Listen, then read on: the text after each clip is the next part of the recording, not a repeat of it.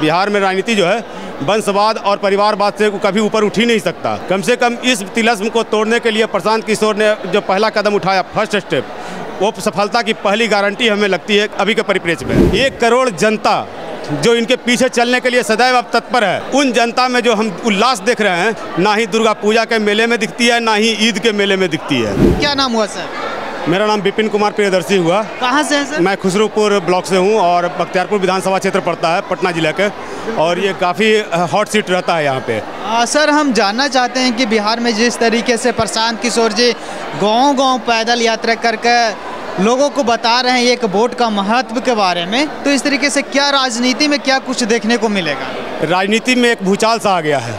मैं तो खुद ग्राउंड पे देखता हूँ और ग्राउंड पे लोगों के घर घर जाता हूँ, लोगों से मिलता हूँ, बातें करता हूँ, तो उनमें एक चीज़ ऐसी लगती है, जो जाते ही लोग इस तरह से व्यवहार करते हैं, लगता है कि वो उन्हें इस चीज़ की पहले ही आवश्यकता थी, जिसे हम लोगों ने शायद संभवतः समय के साथ शुरू अब किया है, लेकिन ये व्यवस्थाएं जो थी पहले होनी चाहिए थी, जो अब जाके शुरू प्रशांत किशोर जी जैसे महान आदमी जो हैं आज के तारीख में, उन्हें महान ही कहते हैं, क्योंकि ये जिस तरह का ये बड़ा मुहिम चलाए हैं, ऐसा मुहिम किसी ने कभी सोचा भी नहीं होगा।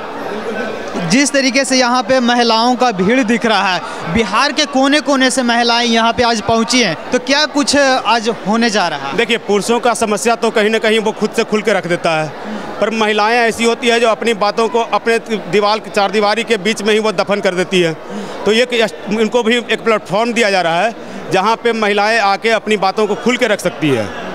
तो कहीं ना कहीं देखा जाता है सर, बिहार में और भी सरकारें रही है, पीछे भी सरकारें चली हैं, या प्रशांत किशोर जी एक नई व्यवस्था का निर्माण करने की बात करते हैं, तो किस तरीके का व्यवस्था वो बिहार में बनाने की बात करते हैं? हाँ, ये बहुत बढ़िया सवाल आपने पूछा है।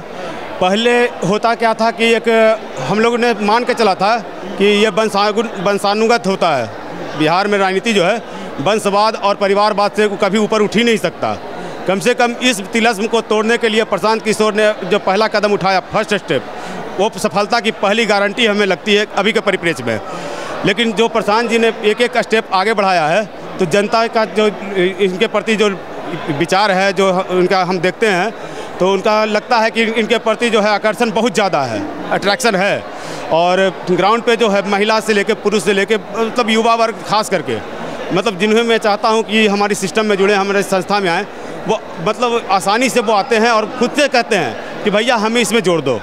तो ये एक मुहिम ऐसी है जो कभी ना हुई थी, ना आने वाले भविष्य में शायद ही कभी हो, लेकिन इस सपना जो देखे थे प्रशांत किशोर जी, वो आज साकार होने के तरफ बहुत तेज़ी से अग्रसर है। बिल्कुल बिल्कुल। तो क्या लगता है कि प्रशांत किशोर जी का या जनसुराज का क्या विचारधारा क्या है, किस तरीके का ये राजनीति करने जा रहे हैं बिहार में? देखिए, ये 5 पॉइंट्स हैं जो संकल्प लिए हैं प्रशांत किशोर ने, उसे पूरा करने के लिए जो 5 मुख्य उद्देश्य हैं, जिसमें सबसे पहला उद्देश्य है इनका कि महिलाओं का जो है या वृद्ध जो लोग हैं उनको जो है 2000 रुपया पेंशन कर दिया जाए। वर्तमान में ये 400 की व्यवस्था है, और 400 रुपया तो आज की तारीख में भीख जैसा लगता है, तो अभी उनसे 2000 करने की तमन्ना है कि सरकार बनते ही 2000 रुपया कर दिया जाएगा। ये तो पहला हुआ। दूसरा है कि बच्चों को मतलब 5 साल के अंदर में ही ऐसी उच्च स्तरीय शिक्षा व्यवस्था कर दिया जाए जिसमें बच्चे पढ़ लिख के किसी रोजगार में जाएं, कहीं नौकरी में जाएं, किसी अच्छे संस्थान में जाएं जहां पर वो अपने आप को स्टेबल कर सकें। ये दूसरा पॉइंट हो गया। तीसरा पॉइंट है किसान का मुद्दा है। किसान को कहते हैं कि जो अभी जो वर्तमान व्यवस्था है उसमें किसानों को कोई सुविधा नहीं, मजदूरों को कोई सुविधा नहीं, तो उन्होंने कहा कि जो नकदी फसल करने वाले किसान लोग हैं उन्हें मैं मुफ्त में मजदूर दूंगा, ताकि मजदूरों और किसानों का जो ये वर्चस्व की लड़ाई है वो ख़त्म हो सके। शिक्षा व्यवस्था का जो रीढ़ है, जो अभी खिचड़ी के बाद वो क्या कहते हैं, खिचड़ी लो और डिग्री लो, इससे तो पहले बाहर होना है हमको, उसके बाद ही हम कुछ कर पाएंगे। जो चौथा पॉइंट हम बता रहे हैं कि वो ऐसा चीज़ है कि जो रोज़गार से जुड़ा है, यानी युवाओं के लिए ऐसी व्यवस्था जो पलायन से के लिए जो लाचार हो गए, ऐसे भी पलायन काफ़ी लंबा समय से हो रहा है, 30 साल से पलायन ही होते आ रहा है, या उससे पहले से भी हो रहा होगा, लेकिन ये जो पलायन की जो स्थिति है जिसके कारण बिहार के लड़कों को बिहारी नाम से गाली दी जाती है, इस गाली को मिटाने के लिए उन्होंने पहला जो प्रण किया है कि मुझे सबसे पहले उन लड़कों को वापस लाना है जो माइग्रेंट लेबर में बन के चले गए हैं, गाड़ियों में भीड़ में जाके मतलब भेड़ बकरी की तरह ठूसे जाते हैं, और उसके बाद जब वो मतलब वहाँ जाते हैं तो उस तरह का व्यवस्था नहीं मिलता।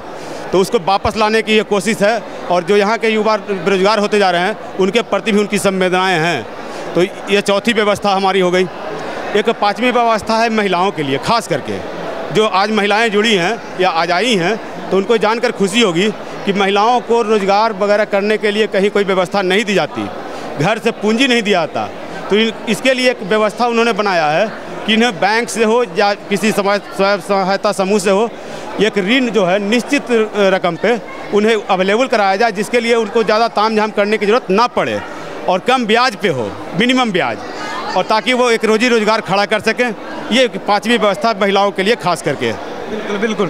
तो कहीं ना कहीं प्रशांत जी ने घोषणा किया है कि 2 अक्टूबर को पार्टी का गठन करने जा रहे हैं, तो क्या लगता है इसे लेकर बिहार के लोगों में या प्रशांत जी के अंदर जो अधिकारी पदाधिकारी हैं उन लोगों में किस तरीके की उत्सुकता देखी जा सकती है? पदाधिकारी तो उत्सुक होंगे ही, पर पदाधिकारी को उत्सुक होने से ज़्यादा मैं उसमें नहीं जाऊंगा। लेकिन मेरा मानना है और मुझे लगता है कि पदाधिकारी जो भी करें उससे बेहतर है कि यहाँ की जनता वो जो खुशी दिखा रही है, 1 करोड़ जनता जो इनके पीछे चलने के लिए सदैव अब तत्पर है, उन जनता में जो हम उल्लास देख रहे हैं, ना ही दुर्गा पूजा के मेले में दिखती है, ना ही ईद के मेले में दिखती है, वो यहाँ दिखती है धरती पे। बिल्कुल बिल्कुल, बहुत अच्छा लगा सर आपसे बात करके। तो कहीं ना कहीं देखा जा सकता है कि बिहार में जो राजनीतिक गलियारों में चर्चा होने लगी है और बिहार की राजनीति गर्म होने वाली है। तो आप लोग भी अपनी अपनी प्रतिक्रिया जरूर बताइएगा। 2025 का जो विधानसभा चुनाव है उसमें क्या कुछ देखने को मिल सकता है। तब तक के लिए जय हिंद।